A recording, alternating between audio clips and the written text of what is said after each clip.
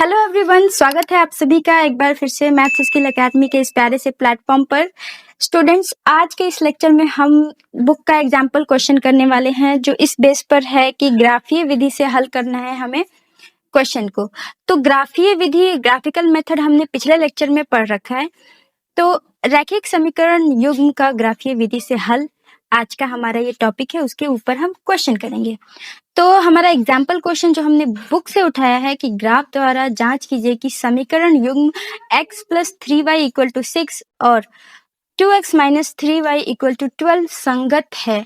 हमें जांच करना है कि ये संगत है। यहाँ संगत का मतलब ये है कि इसका इन दोनों युग्म का कोई हल है। अगर हल नहीं होगा तो वो असंगत होगा, अगर हल होगा तो वो संगत होगा। सबसे पहले हमें ये जांच करना होगा कि ये इसका हल है या नहीं। अगर हल है तो हम आगे चलेंगे और ग्राफिकल मेथड की तरफ जाएंगे और उससे इसका हल ज्ञात करने की कोशिश करेंगे। ठीक है, तो यहाँ पे हम देखेंगे हमारा पहला समीकरण है x plus 3y equal to 6 और दूसरा समीकरण है 2x minus 3y equal to 12।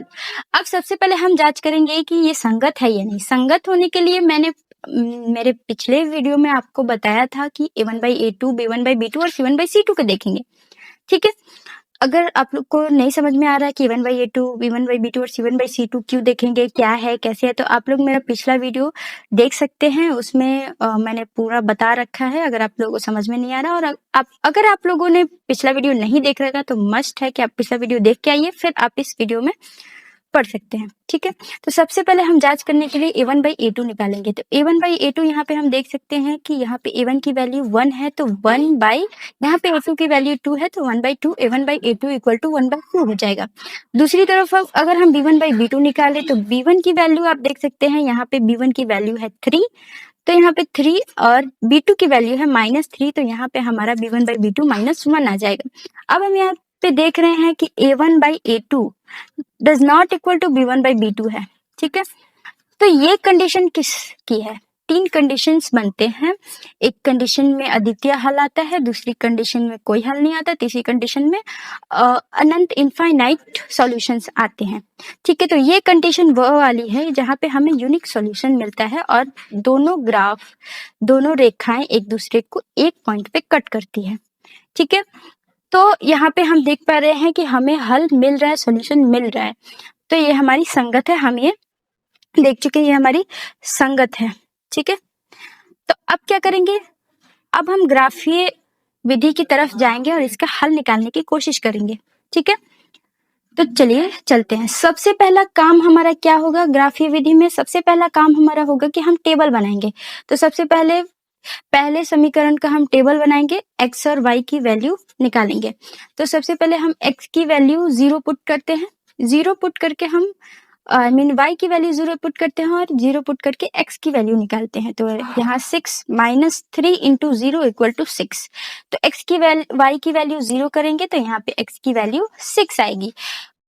फिर उसके बाद y की वैल्यू 1 रखते हैं, y की वैल्यू 1 रखते हैं तो हमें x की वैल्यू यहाँ पे मिल जाती है 3। तो यहाँ पे x की वैल्यू 3 हो गई। उसके बाद हम y की वैल्यू 2 रखते हैं और यहाँ पे हम देखेंगे कि x की वैल्यू हमारी क्या आ रही है? 0 आ रही है। तो हमें पहला टेबल, पहले समीकरण का हमारा मिल गया। और यहाँ पे हमें पॉइंट्स कौन कौन से मिल गए? पहले समीकरण के लिए हमारे पॉइंट्स मिल गए 6, 0, 3, 1 और 0, 2। ये हमारे 3 पॉइंट्स मिल गए पहले समीकरण के लिए। अब दूसरा समीकरण देखेंगे। दूसरा समीकरण हम देखेंगे 2x minus 3y equal to 12। तो हम यहाँ पे x को अकेले करेंगे और बाकी सबको इधर कर देंगे। क्यों? क्योंकि हम y की वैल्यू अलग अलग पुट करेंगे और x की अलग अलग वैल्यूज को निकालेंगे। तो y की वैल्यू सबसे पहले हम यहाँ 0 पुट करेंगे। अगर हम y की वैल्यू 0 पुट करते हैं तो 12 प्लस 0 और बाई 2 इक्वल टू 6 आ जाएगा। तो यहाँ पे y की वैल्यू अगर 0 रखते हैं तो x की वैल्यू 6 आ रहा है। वहीं पे देखेंगे कि अगर y की वैल्यू -2 रखते हैं तो y की वैल्यू -2 रखते हैं 12 माइनस 6, यहाँ पे 3 इंटू -2, यहाँ पे -6 हो जाएगा। 12 माइनस 6 बाई 2, यहाँ पे 3 आ जाएगा। x की वैल्यू 3 आ गई। उसी तरीके से यहाँ पे y की वैल्यू 2 रखेंगे। y की वैल्यू अगर 2 रखेंगे यहाँ पे तो हम देखेंगे कि 12 प्लस 6 बाई 2 इक्वल टू 9 आ जा रहा है। तो y की वैल्यू 2 तो x की वैल्यू 9। इस तरीके से हमने दोनों ही समीकरण के लिए हमने टेबल बना लिया। तो अब दूसरे समीकरण के लिए हमारे पॉइंट्स क्या मिल गए? हमारे पॉइंट्स मिल गए 6 0 3 - 2 और 9 2। ये हमारे पॉइंट्स मिल गए। ठीक है, अब क्या करेंगे? अब इन पॉइंट्स को हम ग्राफ पेपर पे ड्रॉ करेंगे। ग्राफ पेपर पे पॉइंट आउट करके उसके बाद हम ग्राफ ड्रॉ करेंगे। ठीक है, तो हमारा ये ग्राफ पेपर है। यहाँ पे हम क्या करेंगे? यहाँ पे हम ग्राफ ड्रॉ करेंगे। तो सबसे पहले ग्राफ ड्रॉ करने के लिए एक्स और वाई एक्सिस हम ड्रॉ करेंगे। एक्स वाई एक्सिस ड्रॉ करने के लिए हम क्या करेंगे? एक्स एक्सिस कैसे होता है? इस तरीके से। ठीक है, ये हमारा एक्स एक्सिस है।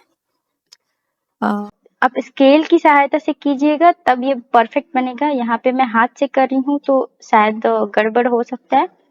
गड़बड़ ही हुआ है आई थिंक। यहाँ पे मैं दोबारा करने की कोशिश करती हूँ। यहाँ पे देखिए, ये हमारा हो गया, ये हमारा एक्स एक्सिस। ठीक है, ये हमारा एक्स एक्सिस है और ये है हमारा वाई एक्सिस। यहाँ से ये हमारा वाई एक्सिस। ये टेढ़ा मेढ़ा चल गया है, कोई बात नहीं। आप लोग अपने कॉपी पे कीजिएगा तो स्केल से कीजिएगा और सही से कीजिएगा। ठीक है, तो यहाँ पे हो गया हमारा मूल बिंदु 0 0। यहाँ पे हम रख लेंगे -1, यहाँ पे 1, यहाँ पे 2। ठीक है, पेन चेंज कर लेते हैं। तो यहाँ पे हो गया हमारा 1, यहाँ पे 2, यहाँ पे 3, यहाँ पे 4, यहाँ पे 5 और यहाँ पे 6। ये हमारा एक्स एक्सिस है, एक्स डैश, यहाँ पे वाई और यहाँ पे वाई डैश। ठीक है, यहाँ पे हम देखेंगे इधर हो गया -1 -2 -3 और ये हो गया -4, सबसे लास्ट वाला पॉइंट। ठीक है, तो ये हमने एक्स और वाई एक्सिस ड्रॉ कर लिया। अब क्या करेंगे हम? अब पॉइंट को यहाँ पे रखेंगे। तो पॉइंट इसका 6 0 3 1 और 0 2, 6 0 3 1 0 2, 6 0 6 एक्स एक्सिस पे और 0 वाई एक्सिस पे। तो वाई एक्सिस पे 0 और एक्स एक्सिस पे 6, ये हमारा पॉइंट हो गया 6 0। ठीक है, 6 0 के बाद क्या है? 6 0 3 1 0 2, 3 1, यानी कि एक्स एक्सिस पे 3 और वाई एक्सिस पे 1 अगर हम दोनों को मिलाए तो हमें ये पॉइंट मिल जा रहा है 3 1। ठीक है, 3 1 के बाद क्या है हमारा? 3 1 के बाद 0 2, एक्स एक्सिस पे 0 और वाई एक्सिस पे 2। यहाँ पे हम देख पा रहे हैं ये हमारा पॉइंट है 0 2। हमें 3 पॉइंट्स मिल गए। अब इन तीनों को हम मिला देंगे, हमें हमारा ग्राफ मिल जाएगा। आप स्केल से मिलाइएगा, बहुत अच्छे से सीधे जाएगा। मेरा थोड़ा टेढ़ा जा रहा है बट मैनेज कर लीजिए। ओके, यहाँ पे हमने एक ग्राफ ड्रॉ कर लिया। अब दूसरा ग्राफ ड्रॉ करेंगे तो उसके पॉइंट्स हम देखेंगे। तो 6 0 3 - 2 और 9 2। 6 0 ये हमारा पहले से ही है। 3 - 2 यानी एक्स एक्सिस पे 3 और वाई एक्सिस पे -2। तो यहाँ पे हम देखेंगे 3 और इधर से आएगा -2, तो हमें ये पॉइंट मिल रहा है 3 - 2। उसके बाद यहाँ 9 और 2, 9 2, मेरा पॉइंट 9 2 कहाँ मिलेगा? तो 9 2 हमें 9 2 यानी कि एक्स एक्सिस पे 9, यानी कि वो 9 और इधर मिलेगा, इधर। ठीक है, इधर मिलेगा। तो अगर हमें 2 पॉइंट मिल रहे हैं तो हम 2 पॉइंट से ही मिला देंगे, क्योंकि हमारे पास ग्राफ पेपर अभी एक्स्ट्रा नहीं है। तो आप लोग करिएगा तो आप लोग अपना 9 2 भी पॉइंट मिला के करिएगा। ठीक है, तो यहाँ पे हम देखेंगे, यहाँ पे हमारा ये ग्राफ ड्रॉ हो गया। यहाँ पे सीधा रेखा चल पा रहा है, यहाँ पे ये ग्राफ भी हम सीधे रेखा में ड्रॉ कर देते हैं।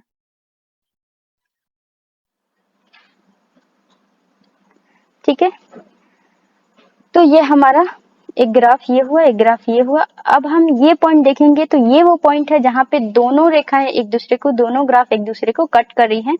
तो प्रतिच्छेदी बिंदु कौन सा है? प्रतिच्छेदी बिंदु हमारा 6 और 6 0 है, यानी कि यही हमारा हल है। हल क्या है? x इक्वल टू 6 और y इक्वल टू 0, ये हमारा हल है। ठीक है, यहाँ पे हम देखेंगे तो यहाँ पे आप देख सकते हैं 6 0, इसको आप अच्छे से, ये इमेज को आप अच्छे से एनालाइज कर सकते हैं। ठीक है, तो ये हमारा वही चीज है।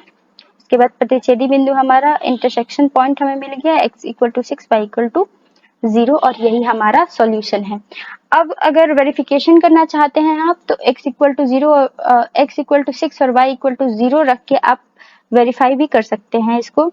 तो सबसे पहले LHS देखेंगे, तो LHS समीकरण 1 का LHS देखेंगे, तो समीकरण 1 क्या था, x plus 3y equal to 6।